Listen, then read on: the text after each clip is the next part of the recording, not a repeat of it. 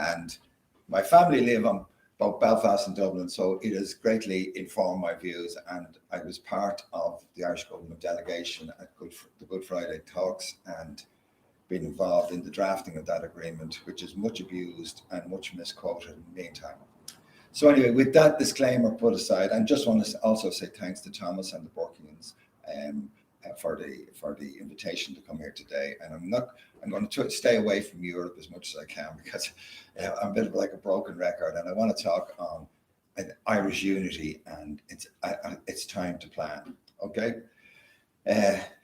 Thank you very much. One of the biggest issues, if not the biggest issue, facing Ireland in the near future is whether the two-state solution imposed on this island by Imperial Britain in the early part of the 20th century is about to come to an end. Unfortunately, we have a destructive tendency here, particularly in the south, to ignore clearly signalled forthcoming developments, which may have a profound effect on us right up to the last moment. And we can see that in the bailout, we can see it in a whole series of other areas. And this is particularly true of developments which our leaders find are uncomfortable with. I think it's fair to say there are changes now taking place in both parts of this island, which may fundamentally alter the political landscape of this state and our northern neighbour, and it's time we began planning and thinking in that context. Now, in 1920, the British Parliament divided Ireland into two jurisdictions. One became the Free State. It didn't become the Free State immediately, but with its capital Dublin, and in the northeast state with Belfast as a centre. The new state of Northern Ireland was very much the second choice of those in Ireland who wish to stay in the United Kingdom. Their first choice would, of course, be that they want that the whole island remain British. However, under their leader and Dubliner, Edward Carson, who said he was born an Irishman and would die an Irishman, they had to accept that this simply wasn't possible. The new administration in Belfast inherited the bulk of the industrial production of Ireland, and the population, which was 2/3 Protestant and staunchly British, along with a deeply alienated 1/3 who were Catholic and nationalist. That state systematically discriminated against its minority in economic, cultural, political, and social areas. But from a political and security point of view, that state was unstable from the beginning. The Free State, later the Republic of Ireland, was a much more homogeneous unit. While it was politically stable after enduring a civil war, it was economically backward, particularly relative to the north. Again, the new state was not the preferred option of Irish nationalists, as they were forced to accept partition of their country, the British king as head of state, something which lasted till 1949, as well as severe restrictions on the new state's ability to conduct international relations. The British Parliament even reserved the right to legislate on internal matters for both the new states. The Privy Council in London remained the highest court in the land for both parts of Ireland. People forget how little independence was actually on offer in 1920. Now, fast forward and go to the Good Friday Agreement. Much has happened in the meantime. And for the first time in that 100 years, there is now a realistic possibility. I didn't say probability or anything, but there's a realistic possibility that the two states may be coming together to form a single entity, the nature of which is still to be determined. The mechanism of achieving or rejecting Irish unity is clearly laid out in the Good Friday, or some would prefer to call it the Belfast Agreement. I was part of those discussions and even part of the drafting, and I believe the position outlined is very clear and unambiguous, despite what a lot of people say. The future sovereignty of Northern Ireland is placed directly in the hands of the people in Northern Ireland. Both British and Irish governments have vowed to accept the legitimacy of whatever choice is freely exercised by a majority of the people there. I know there are arguments that the current British government would not adhere to the Good Friday Agreement in relation to a unity referendum, but the Johnston administration will not seem to have a very long life expectancy, and anybody who try and thwart unity based on Boris Johnson will be building castles, in my view, in the sand. I've no doubt that a post-Johnston government will seek to restore the UK status as a respected member of the international community, and that'll include abiding by international treaties, including the Good Friday Agreement. The Secretary of State for Northern Ireland, the British minister responsible for the area, shall call a border poll if it appears likely to him or her that a majority of those voting would express a wish that Northern Ireland would cease to be part of the United Kingdom and form part of the United Ireland. The word shall was deliberately put in to show that this power is not a simple discretionary power to be exercised either to hold a referendum or reject one on a personal whim, but that decision has to be based on empirical evidence. This has been reinforced by pronouncements by the courts in the United Kingdom. With the changes to electoral strengths of the two communities in Northern Ireland and a growing perception that the traditional middle ground in Northern Ireland has moved much, much closer to the nationalist position on a whole range of issues, the question has to be asked as to why the establishment in Dublin has become so hostile to the concept of Irish unity, something which is clearly not shared by the population at large, as indicated in the opinion polls. Support for Irish unity is particularly strong in provincial Ireland outside Dublin, and I don't think anybody would seriously question whether a unity referendum on reasonable terms would fail to obtain overwhelming support in the Republic in a future referendum. And as somebody with family on both sides of the border, I welcome these developments. Our three traditional parties, Fianna Fáil, Fine Gael and Labour, were all founded by men who were steeped in revolutionary republicanism and vehemently rejected the splitting of Ireland into two states. Therefore, as the dream of their founders, and some of them were founded on the whole principle of ending partition, now appears to be becoming a realistic possibility for the first time, the party leaders of these political organisations should rejoice and feel a sense of achievement that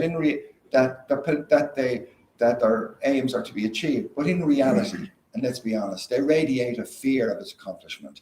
While they may construct their objections in moderate and reasonable tones, there's little doubt their negativity is much deeper than their expressed opinions. The old parties fear that with nearly 30% of any new state coming from the north, 2 million people, and with none of the three parties with a presence or any real support there, their position as potential leaders of future Irish governments will be seriously eroded, if not disappeared forever. Their standing in the Republic has deteriorated severely, so the influx of 1.3 million new voters would not be in their interests. If they believe that they can gain support among unions to compensate, then they're even less clued into the north than I suspected. It is of course true there are many difficulties in the way. Any new state should not be merely an extension of the present Republic to cover the whole island. Change is always challenging, and the new state will disrupt comfortable lives and sinecure positions. Now, I do not believe the fear of loyalist violence is a strong motivation factor in the elements of the Southern establishment's resistance to unification. The unionist loyalist security threat has largely been neutralised by the actions of successive British governments, including the disbandment of the special constabulary known as the B Specials, the amalgamation of the Ulster Defence Regiment with the Royal Irish Rangers to form the Royal Irish Regiment, which now has membership from the 32 counties, and the transformation of the largely Protestant police force, the Royal Ulster Constabulary, along with its heavy paramilitary trappings through the work of the Patton Commission into the police service of Northern Ireland. In addition, and I spent a lot of time with loyalist paramilitaries are only a very pale shadow of the earlier UVF, UDA, Red Hand Commanders, LVF, which caused such havoc during the Troubles. In the past, these organisations were heavily supported and indeed armed by elements of the British state. And once official support was withdrawn, especially on the technical side, the loyalists have become much less of a threat. Now, I would be the last person in the world to dismiss the loyalists as a totally spent force, but it's obvious to anyone who's familiar with the security situation in the north that at the moment, the loyalists do not concentrate a major threat. The real reason for Southern establishment's reluctance to seriously contemplate unity can be very easily summed up by a point that the former Australian Prime Minister Paul Keating made regularly. Paul was fond of saying that in any horse race or political contest, put your money on self-interest because you know they're trying, even if they attempt to conceal their real motivation. The motives, I believe, are centred on personal interest and certainly not in national consideration. The Irish establishment are extremely comfortable with the status quo, and this was brought home to me by an example when I was a senior civil servant. When the Troika and the bailout occurred, one of the main weaknesses which this group identified was provincialism and what they call incestuous nature of the top level of Irish society. The same people are recycled regularly on state boards, insurance companies, banks, etc. They all know each other socially and generally hold very similar views. There's no real diversity of opinion, experience, or thought. To tackle the problem, the Troika suggested to the Irish government that we embark on a programme of identifying suitable candidates abroad for state boards and for the banks where we had controlling interest at times, from the Irish diaspora, particularly those in common law countries. This was to broaden the intellectual gene pool. Unlike a lot of the Troika's idea, this was actually a good one. In fact, the civil service embraced it enthusiastically, and the exercise would be gone. Certainly in Ottawa, we identified many experienced and capable women and men who would be only too willing to serve. These people often agreed to do so, even though it didn't suit them personally, from a feeling of ethnic solidarity. The lists were put together and they were very impressive. We even got help from people like Mark Carney, who was the governor of the Canadian Central Bank. However, very few, if any, of these people were eventually appointed, despite their qualifications, as ministers always wanted to put some political cronies on boards as payment for past and future favours. It's a form of corruption. The self-interest of many of our political class is an obstacle in a whole range of areas. If you think of the debacle at Dublin Airport, nobody talks about the board, because the board is a state appointment. So you call in the chief executive and the minister deals with it. But surely the board should be the ones that are running the place. Anyway, however, it's becoming very clear that the present government in Dublin are on a downward slide at the moment, and probably, not absolutely certainly, but will be replaced at the next election by a government led by Sinn Féin, which I know is causing a lot of consternation among certain business groups. However, whatever other charge you may levy against Sinn Féin, they cannot be accused of lacking enthusiasm for United Ireland. Therefore, the obstructionism that is coming from the Irish government is probably going to end at the next election. Now, in the North, unionism has been in decline politically for generations, and virtually every election shows a further fall in their support. Therefore, the prospect of a majority in favour of unification inside Northern Ireland is becoming more likely. I'm always struck by, and as I say, my grandchildren, my son lives in the North, and I spent a lot of time in Belfast and Derry. I'm always struck how people in the North are discussing unity, even unionists, much more than they are in the South, where people sort of always say, that's well in advance and little likelihood.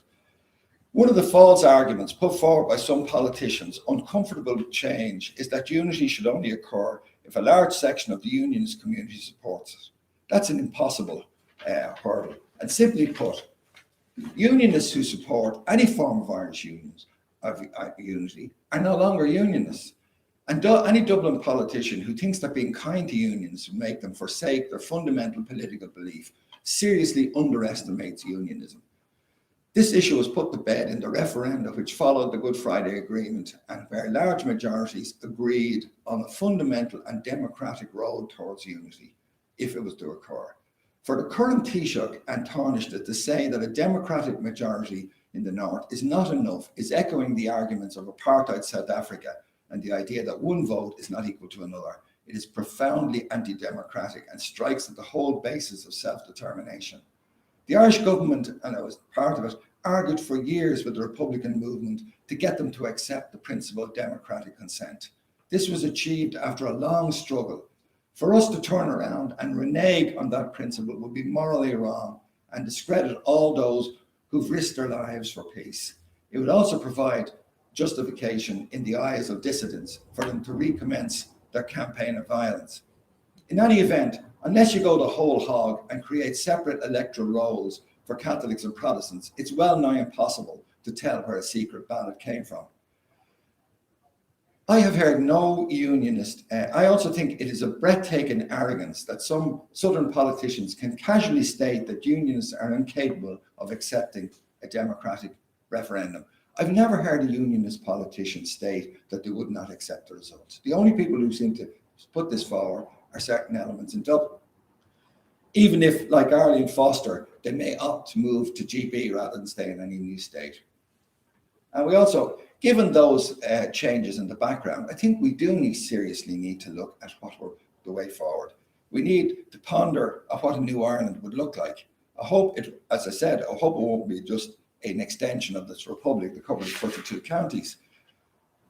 The possibility of a unification gives us all a chance to reboot the state and to reflect the full range of interests of the Irish people. I would hope that this new entity of 7 million souls would be less of a patsy for the European Union and would be much more self-confident and independent than the present republic is in foreign relations.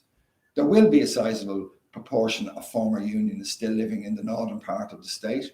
There'll probably be a reduction on numbers if other examples are to be followed, but they will still constitute over 10% of the total population, and their interest and identity needs to be accommodated. They're unlikely to be enthusiastic Euro-federalists, and any Irish government of a 32-county state would have to factor that into their policies. Many would want some continued association with Britain. Under the Good Friday Agreement, those in Northern Ireland and their descendants will be able to claim British citizenship in perpetuity. And that was a long sticking point in the Good Friday negotiations. And it took Tony Blair to overrule the Home Office to agree to that if the UK move out of ever depart from Northern Ireland, people in the 6 counties will still have the right to British citizenship in perpetuity. And that was one thing that the Unionists demanded. They will want the new state possibly to be a member of the Commonwealth, which will be unpopular with a lot of Republicans, and a friend of the UK and the Anglophone world. The nationalist part of the population will need to be generous without sacrificing the need for citizens to be treated equally. Those opposed to unification then fall back on economics once their anti-democratic approach, in my view, is shown to be bogus. From its initial position as the engine of Ireland's economy at the time of partition, the North has fallen back and is now less economically productive than the Republic. It needs a very large transfer of resources from the British Treasury to maintain services and welfare levels, many of which are actually below that of the Republic. A new unified state would have to treat every citizen equally, so the issue of budgetary policy has to be addressed. The present level of subvention to Northern Ireland by the British Treasury is very difficult to calculate because everybody who approaches it seems to have a partisan view. It depends on what you put in and what you take out of the calculations. Would the region's contribution, for instance, to the UK spends a very large percentage of its budget on defence, a certain percentage is ascribed to Northern Ireland. That would obviously change in United Ireland. A lot of the British government spends quite a bit of money on issues relating to space. Would that continue?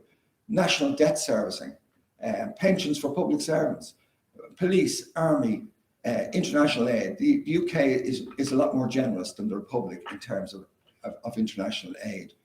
So all that is put together. So it's very difficult to calculate it. But one thing I would say is without doubt a large sum, and it has to be factored into any talk of Irish unity.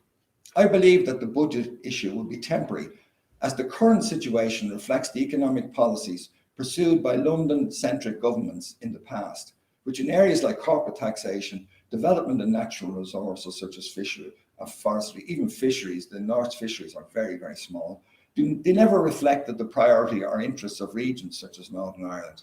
I'd be confident that with a correct range of policies, the North would soon be a net benefit to the Irish economy. I would also envisage that the British government, possibly Brussels and even the USA, might assist in the short term to overcome this fiscal difficulty. In any event, I would hope that any levelling up process would be relatively short. Just over 100 years ago, the British government at the time divided Ireland and ignored the democratic mandate given to those seeking self-determination for this country. It was a historic injustice done to Ireland. We've now the policy of finally rectifying that wrong. That partition badly damaged both parts of Ireland and caused the deaths of many Irish men and women in the Civil War and the repression which followed partition and the Anglo-Irish Treaty. It has taken several generations to overcome the creation of two truncated states. At the time of the Good Friday Agreement, all sides agreed to be very open-minded about the structures of government in Northern Ireland. I would hope a similar attitude pertains to discussions relating to an all-island state, where best practice, as I say, in each jurisdiction is adopted for the whole island. It would be very important for the Second Irish Republic to be clearly different from the old Northern Ireland and the current Republic of Ireland. I imagine it would be a republic. I would have a link, as I said, probably to the British head of state through the Commonwealth, just as India, Singapore, etc. does. One issue which would immediately arise is whether the current Northern Ireland state should exist. in a new United Ireland with similar powers to that which is currently enjoys under Westminster. I personally wouldn't be in favour of that, and because I think, as Seamus Heaney said, the narrow ground has contributed to the lack of reconciliation, and the canvas is too narrow. And I think both states need a very bad shake-up. Also, the reason for setting up Northern Ireland has disappeared. Even the most ardent unionists today would not want to see a Protestant parliament for a Protestant people. However, any new state would have to reflect a new beginning where all citizens have an equal right to be protected and nourished by the state. I would hope a radical look particularly at the siting of state institutions. I would love to see the lower house of Parliament continue in Dublin, but I think the impressive Stormont buildings at Stormont would be ideal to house the upper chamber or the Shannon. I would also hope that the Irish diaspora, which is a hobby horse of mine, would have some direct representation in the upper house, which could delay and amend legislation but not totally block it. I imagine the legal eagles in Dublin and Belfast would react with some consternation to the new Supreme Court being headquartered in Armagh. And I would like to see the central bank of the new state moving to Cork or Limerick as a way of lessening the social fraternisation with the leaders of commercial banks. I could go on further and disperse them all, almost like Charlie McGreevy, but I won't. I believe we should look forward with enthusiasm and an open mind to the reunification of our country. Of course, there are many obstacles, but there are enough brains and initiative in both states to overcome these difficulties.